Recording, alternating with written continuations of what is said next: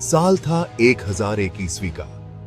मध्य Asia से एक ऐसा योद्धा उभरा जिसने इतिहास की दिशा ही बदल दी।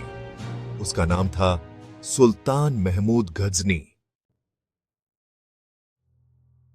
गजनी की धरती से उठने वाला यह शासक सिर्फ एक राजा नहीं बल्कि एक रणनीतिक विजेता था।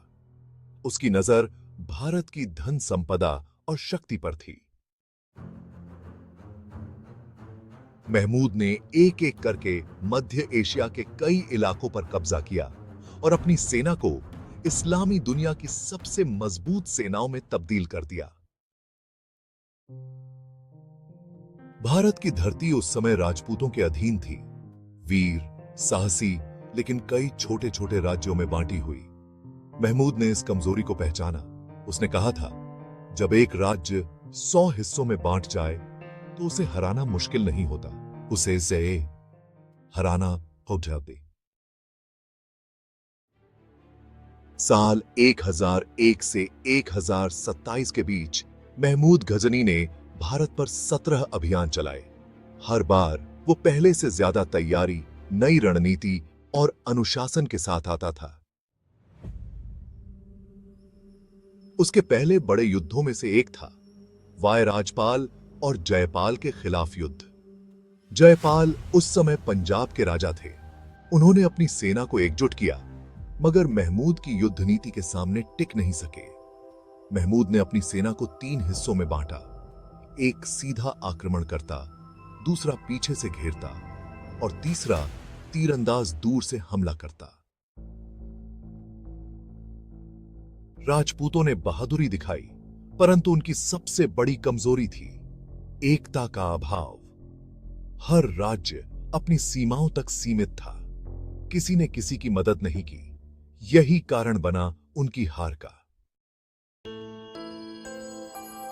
महमूद गजनी ने युद्ध के बाद किसी भी धर्म का अपमान नहीं किया, बल्कि अपने सैनिकों को आदेश दिया कि लूटपाट सीमित हो और आम जनता को नुकसान न पहुंचाया जाए। वह एक प्रशासक के रूप में सख्त था, लेकिन धर्म के नाम पर अत्याचार का समर्थक नहीं था।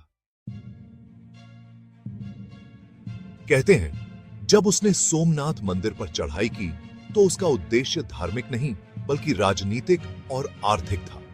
सोमनाथ उस समय भारत का सबसे समृद्ध केंद्र था, जहां सोना और रत्नों का विशाल भंडार था। महमूद ने इस संपत्ति को अपने साम्राज्य की रक्षा और विस्तार में इस्तेमाल किया। महमूद गजनी की विजय के पीछे 3 बड़ी बातें थीं: रणनीति, अनुशासन और नेतृत्व। उसकी सेना लोहे की दीवार की तरह थी, हर सैनिक अपनी जगह पर दृढ़।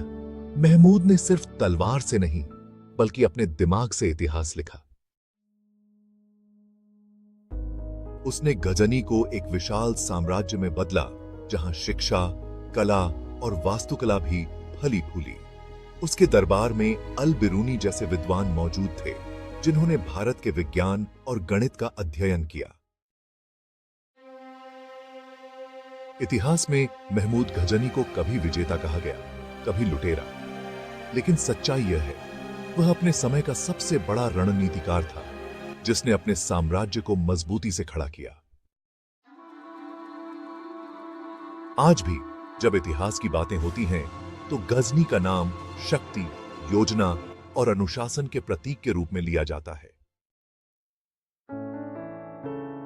इतिहास सिखाता है कि ताकत सिर्फ तलवार में नहीं बल्कि सोच और एकता में होती है।